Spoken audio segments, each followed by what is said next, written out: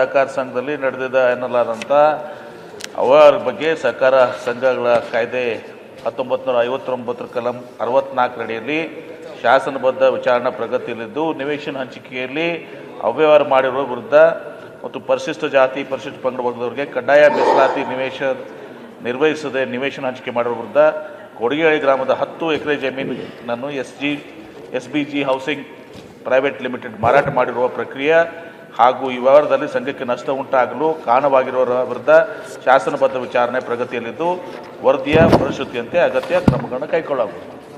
ಸಭಾಧ್ಯಕ್ಷರೇ, ಅವ್ರ ಉತ್ತರ ಏನು ಅಂತ ಹೇಳಿದ್ದಾರೆ, ಅದಕ್ಕೆ ನಾನು ಹೇಳ್ತೀನಿ. ಸಭಾಧ್ಯಕ್ಷರೇ, ಒಂದು ಸಂಘಕ್ಕೆ ಸುಮಾರು 170 ಎಕರೆ ಜಮೀನು ಕೊಡ್ತಾರೆ ಸಭಾಧ್ಯಕ್ಷರೇ, NTI ಸೊಸೈಟಿಗೆ. ನಾನು ಭಾಳ ಶಾರ್ಟಾಗಿ ಹೇಳ್ಕೊಂಡು ಹೋಗ್ತೀನಿ, ಭಾಳ ಡೀಟೇಲಾಗಿ ತಾವು ಹೇಳಿದಷ್ಟು ಡೀಟೇಲ್. ಲ್ಯಾಂಡು BDNನಿಂದ ಪ್ಲಾನ್ ಸ್ಯಾಂಕ್ಷನ್ಗೆ ಹೋಗ್ತಾರೆ. ಪ್ಲಾನ್ ಸ್ಯಾಂಕ್ಷನ್ಗೆ ಹೋಗುವಂಥ ಸಂದರ್ಭದಲ್ಲಿ ಭಾಳ ಸ್ಪಷ್ಟವಾಗಿ ಇದನ್ನು 18% SC ಆ್ಯಂಡ್ STಗೆ ಕೊಡಬೇಕು ಅಂತ ಪ್ಲಾನ್ ಸ್ಯಾಂಕ್ಷನ್ ಕೊಡ್ತಾರೆ. ಪ್ಲಾನ್ ಸ್ಯಾಂಕ್ಷನ್ ಆದಮೇಲೆ ಸ್ವಲ್ಪ ದಿನ ಆಗಿದ ತಕ್ಷಣ ಕೂಡಲೇ ನಮ್ಮಲ್ಲಿ ಲೇಔಟ್ ಡೆವಲಪ್ ಮಾಡೋಕ್ಕೆ ಹಣ ಇಲ್ಲ, ಒಂದು 10 ಎಕರೆ ಮಾರಾಟ ಮಾಡೋಕ್ಕೆ ಅನುಮತಿ ಕೊಡಿ ಅಂತ ಮತ್ತೆ BDN ಕೇಳ್ತಾರೆ. BDNಲ್ಲಿ ಏನು ಮಾಡ್ತಾರೆ, ಮತ್ತೆ 10 ಎಕರೆ ಸೇಲ್ಗೆ ಏನೋ ಮಾಡ್ಕೊಳ್ತಾರೆ. ಇದಾದ್ಮೇಲೆ 10 ಎಕರೆನ ಒಂದು ಸಂಘನ ಕ್ರಿಯೇಟ್ ಮಾಡ್ತಾರೆ, SPG ಅಂತ ಸಂಘನ ಕ್ರಿಯೇಟ್ ಮಾಡಿದ್ರೆ ಅದ್ರ ಫೈನಾನ್ಷಿಯಲ್ ಬ್ಯಾಕ್ಗ್ರೌಂಡ್ ಏನು ಅಂತ ಗೊತ್ತಿಲ್ಲ. 1 ಲಕ್ಷ ರೂಪಾಯಿ ಡೆಪಾಸಿಟ್ ಇಲ್ಲ ಅವ್ರ ಹತ್ರ. ಅದನ್ನ ಇಮ್ಮಿಡಿಯೇಟ್ ಅವ್ರಿಗೆ 10 ಎಕರೆ ಕೊಡ್ತಾರೆ. ಅವನು 7.5 ಕೋಟಿ ಚೆಕ್ ಕೊಡ್ತಾನೆ, 2 ಕೋಟಿ 60 ಲಕ್ಷ ಕ್ಯಾಶ್ ಕೊಡ್ತೀನಿ ಅಂತ. ಇವೆರಡೂ ಆಗೋದಿಲ್ಲ. ಮತ್ತೆ ಇವರೇ ಒಂದು ಡಿಸ್ಪ್ಯೂಟ್ ಕ್ರಿಯೇಟ್ ಮಾಡ್ಕೊಳ್ತಾರೆ. ಆಮೇಲೆ ಮತ್ತೆ 2-3 ವರ್ಷ ಆದಮೇಲೆ ಮತ್ತೆ ದುಡ್ಡು ಕೊಡ್ತೀನಿ ಅಂತ ಹೇಳ್ತಾರೆ. ಮತ್ತೆ ಆಮೇಲೆ ದುಡ್ಡು ಕೊಡ್ತಾರೆ. ದುಡ್ಡು ಕೊಟ್ಟ ಮೇಲೆ 10 ಕೋಟಿ 60 ಲಕ್ಷಕ್ಕೆ ಇವ್ರಿಗೆ ಡಾಕ್ಯುಮೆಂಟ್ಸ್ ಮಾಡಿ ಕೊಟ್ಬಿಡ್ತಾರೆ. ಕೊಟ್ಟಿದ್ದ ನೆಕ್ಸ್ಟ್ ಇಯರಲ್ಲೇ ಒಂದು ಬಾಂಬೆ ಕಂಪ್ನಿಗೆ 180 ಕೋಟಿಗೆ ಸೇಲ್ ಆಗುತ್ತೆ.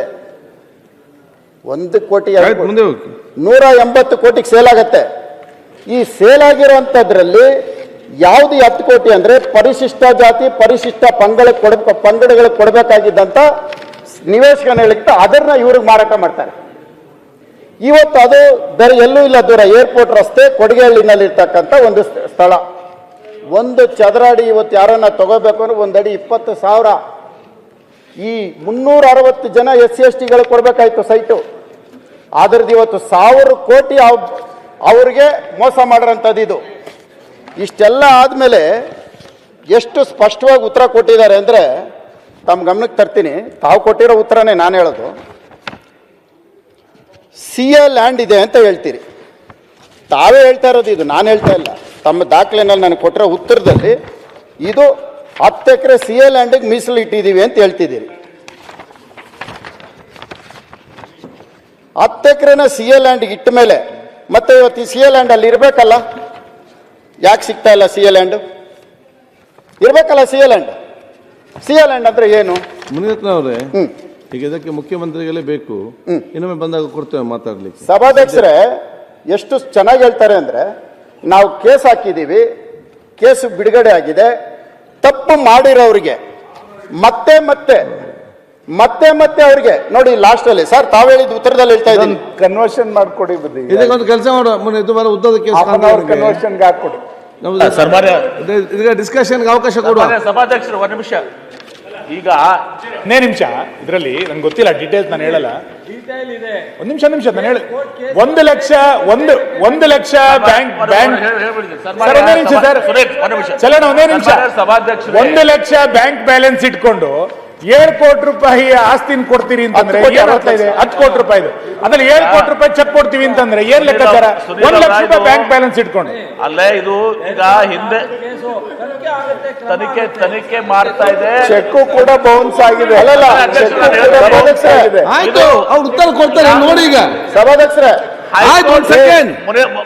ಪ್ಲೀಸ್ 1 ನಿಮಿಷ. ಹೈಕೋರ್ಟ್ ನಲ್ಲಿ ಸ್ಟೇ ಇತ್ತು. ಯಾವಾಗ 2016/4/2025 ತಡೆ ಆಜ್ಞೆ ತೆರವುಗೊಳಿಸಿದ ವಿಚಾರಣೆಯನ್ನ ಮುಂದುವರಿಸಲಾಗಿದೆ. ಈಗ ಆಮೇಲೆ ತಾವು ಹೇಳಿದಾಗೆ ಇಲ್ಲಿ ಸ್ಟೇ ವೆಕೇಟ್ ಆಗಿದೆ ಹೈಕೋರ್ಟ್ ಅಲ್ಲಿ ಅಂತ 14/4/2025 ನಮ್ಮ ಹತ್ರ ದಾಖಲೆ ಕೊಡ್ತೀನಿ, CM ಕೊಟ್ಟಿರೋ ದಾಖಲೆ ಕೊಡ್ತೀನಿ. ಇಲ್ಲೇ CM ಅವರು